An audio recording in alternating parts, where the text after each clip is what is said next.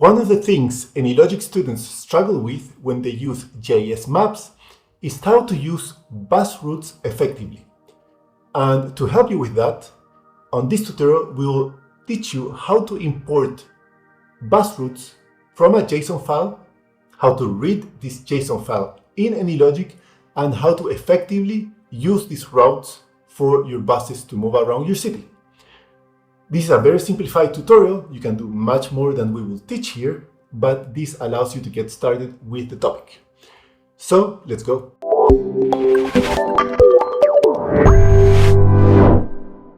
So this is the model, very simple one.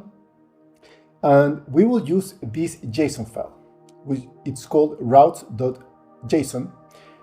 And we opened and created in here Visual Studio here, because it's easy to read more than a text file. So you have to understand and study how this JSON file is created and how the format is similar to an XML file, but a bit nicer. And you have keys and you have values. So in this case, we have a key for the name of the route, route 1 and route 2, and we have a name of the segment. So the route is composed by multiple segments, and the segment is composed by multiple points. These are names for GIS points, and you could have an Excel file with these points defined with geolocation, or you can create them directly in AnyLogic. We will use the second option in this case. So this is a way in which it's very easy to just add new routes, new segments, and change the route. So we will always have an initial point and an end point, which are the stops, and we will use intermediate points, and I will explain why. So let's go back to AnyLogic. In general, when you create an agent that will move from one GIS point to another GIS point, AnyLogic, if you don't use GIS routes, AnyLogic will find the fastest route depending on what you choose here, like the routing method, fastest or shortest. So you don't really have a complete control on how things are moving. So for example, if you are moving from here, from this point to this point, this is stop A and this is stop B, you don't know if maybe AnyLogic will take the route around instead of taking the most obvious route.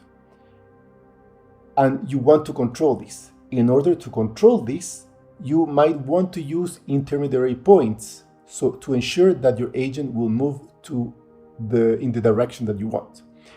Additionally, you want to use this GIS route, because if you don't use it, depending on the geolocation you use, you will have weird behavior and your agent will not necessarily move straight in a straight way, and it will do weird turns and so on. With GIS routes, the movement is controlled much better.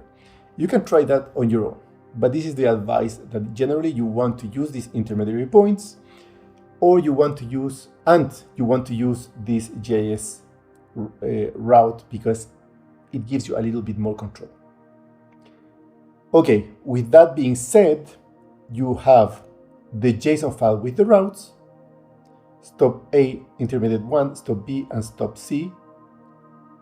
So this is stop A, and this is stop B, this one, and this is stop C. And you have this intermediary. So we want our bus to go from A to B, from B to C, and then that's the end of the route.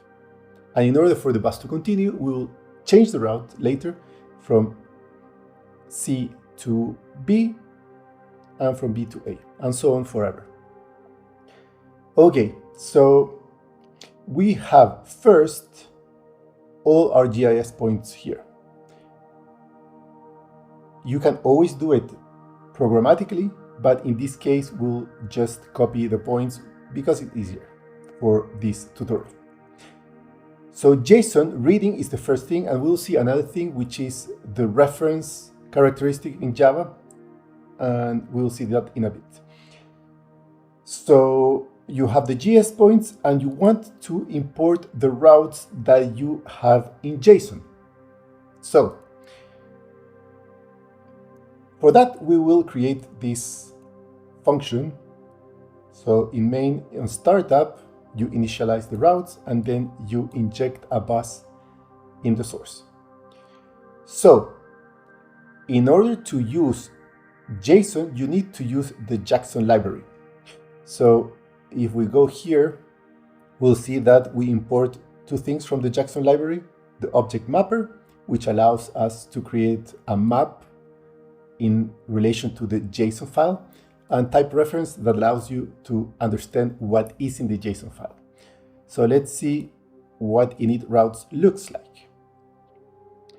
You always have, when you use the JSON library, you have to use try and catch methods to see if you have an error in your JSON file and something like that. This is a rule, otherwise you will not be able to run it. So first you create an object mapper and an instance of it, and we will use this file class that allows you to read a new file, in this case routes.json. Then you want to use this map to read the JSON file. So with the object mapper, you can read the value of the JSON file, and it takes two arguments: the name of the file, or the file itself actually, and you have to say what is in the file. So that's why you use type reference, because it allows you to tell this code that what is inside the JSON file, which is generally similar to what you're going to use here. So you have a map that has a string as a key, which is the name of the route, and another map that has a string as the segment, which has a list of strings, which are the names of the GIS points. So this instantaneously creates a map for you to use. So now we can iterate through this map using the keys and the key set. So we will create a new route, and this is something we have here. So route is a class that we created. Let's see what this class looks like. This class for a route has a name and a list of segments, and a constructor that only needs the name because the segments start empty. We'll talk about this copy later. The segment is very similar, but instead of segments, it has points, a list of points, but the constructor is empty. We also need this, and we'll talk about this later. Okay, back to the init routes function. So we create an instance of the route with its name, and you put it in this collection, which is a linked hash map that has a key element, the name of the route, and the value is the route instance related to this class. Okay, so we will add that route there that has a name but doesn't have any segment yet. So we will loop across all the segments from the JSON file. We'll create a new instance of the segment, and we will create an array list of GIS points. We'll loop through all the points in that segment. We'll find the first GIS point that matches the ones that you have in the map. These are all the GIS points you have in this collection, and you will match with the name in the JSON. You always, in this case, have to match the names with the JSON file, otherwise it won't work. So this creates a GIS point that you will add to the segment. And then you add the segment to the route. And that's it. now you have all the routes initialized and you can use them freely. So this is what you do in the init route, and now we want to inject a bus into the system. Okay, so the source will inject a bus. In this example, we'll use the inject function just to inject one unique bus and not make everything complicated. So you need the bus that has a route associated to it. And a mistake commonly done is doing this, which is this part of the code, which is agent route equals this route 1. But the problem is that this doesn't create a copy of the route, it creates a reference to that instance. So every time you change the route in the bus, it will also change the route in this collection. So you have to avoid that. How do you avoid it? By creating a copy of the instance. And this is why the deep copy exists. So here in the route class, the deep copy creates a new instance with the same name and then copy all the segments. And you have the same problem here. You need to deep copy the segments, create new instances, or you have the situation in which by changing a segment, you would change the segment that is used in the collection. So you copy all the segments here. And in the segment, you will create a new instance of the segment and you will copy all the points that are there. Here, there's no need to do a deep copy because these GIS points will not change. So be careful in general in models to know the difference between a reference and a copy. And in this case, we need a copy of the instance and not a reference to the instance because we will update the segments and the routes for the bus. So the first thing, you jump to the first segment point and then you remove that point. It's like it's like saying that I consumed that part of the route and I don't need it anymore.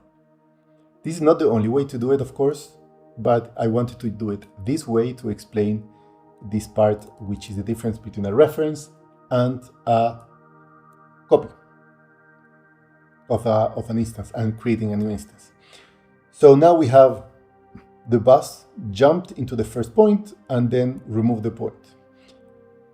So that means that we will move to the first available point in the segment that we have, in the segment that is active. And that's it. This is all what this move to does. And then you have to check if you reached the stop. If the size of the points is 1, that means that you are in the last part of the segment. That means that you're ready to stop. Whether you exit true or you exit false, you need to remove the new point. So because you consumed, the bus consumed that point in particular. So it's not needed anymore. Now, if it goes back, it does the same. But if it goes to the bus stop, let's say it waits for 1 minute. You generally want to add passengers here, but we're not doing that. What we do here is when the bus stops here, at the end, you remove the segment that was consumed, and now you want to use the next segment.